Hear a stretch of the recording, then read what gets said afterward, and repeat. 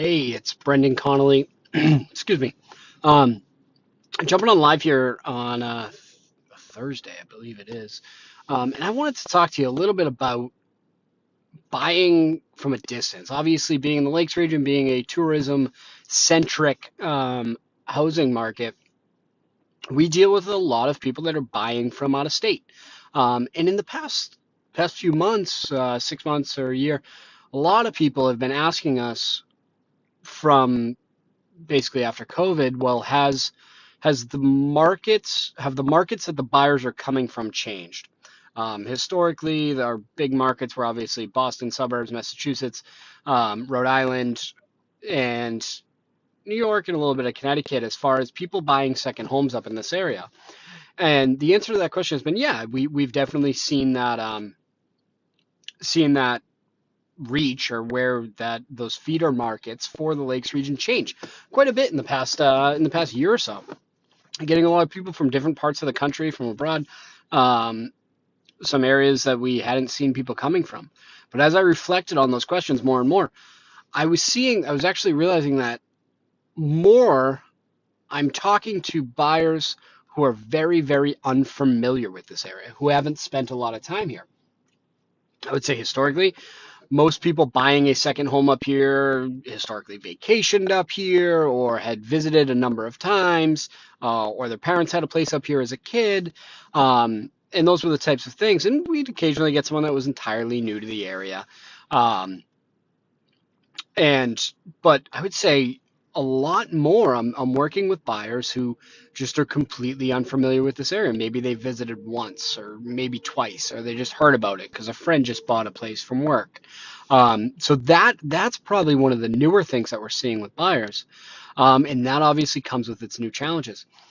Obviously, we're very used to working with people from out of state, um, that come here to visit, etc. Um, but with those new challenges in the new market, we've mentioned it before, one of the harder things is for those people that aren't very familiar with the area, with the lake, the different lakes, the mountains, whatever it may be. We used to be able to bring them into town and look at 5, 6, 7, 8 properties in a weekend, 10 properties in a weekend, and really get an idea of where they want to be. Um, with this market having such low inventory and properties selling as fast as they are, we don't have that opportunity anymore to bring someone in for a weekend or a week and show them the whole area and get into a bunch of different properties. So we're having to come up with new ways of showing those people those things.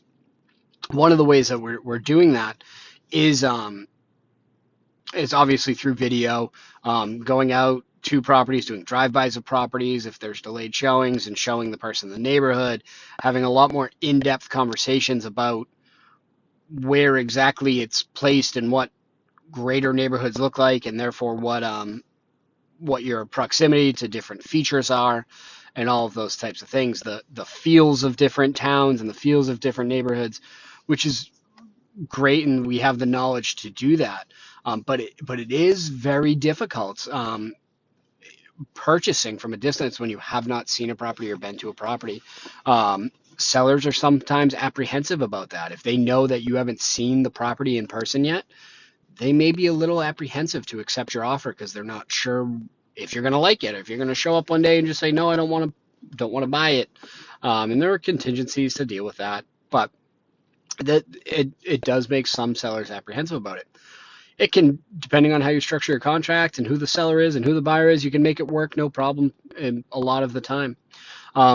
But it is one of those struggles that we have to overcome in this industry, and in this area specifically.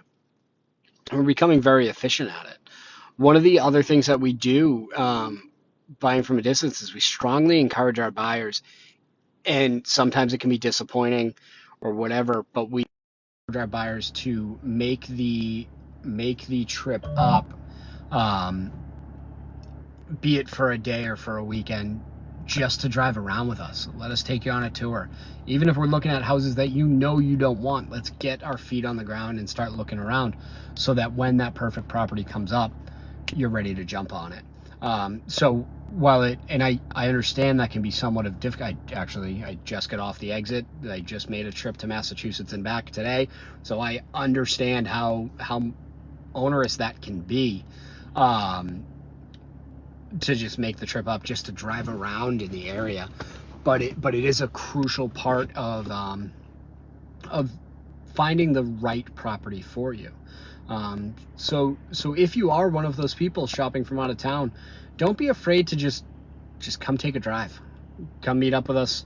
Let's get in the car and get on a boat or whatever and drive around for a few hours, just getting to know the area, pointing out the different things, going to different shops, getting a feel for those areas. Because that way, when we have a reference point to reference when we're talking about a specific property, of it's 3 minutes down the road from so-and-so where we grabbed lunch, whatever it may be.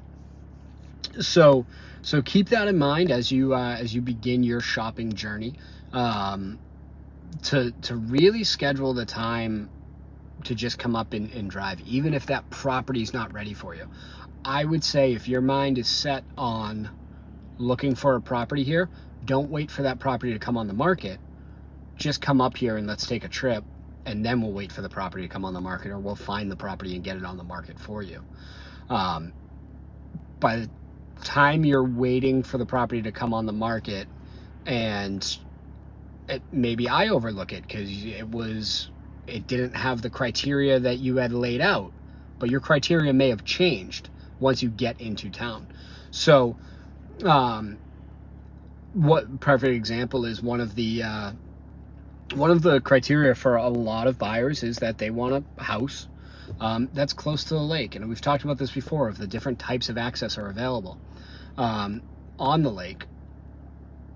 But you actually may find that a house that's further from the lake is better suited for you than a house that's quote unquote close to the lake, because a house that's close to the lake might not have lake access, but a house 10 minutes from the lake in one direction, or 5 minutes from the lake in one direction, is closer to a town beach or a kayak launch that you want, or a boat launch that you want, or a marina that you want to use, that can't see the lake at all, but it has a great rural setting or something like that.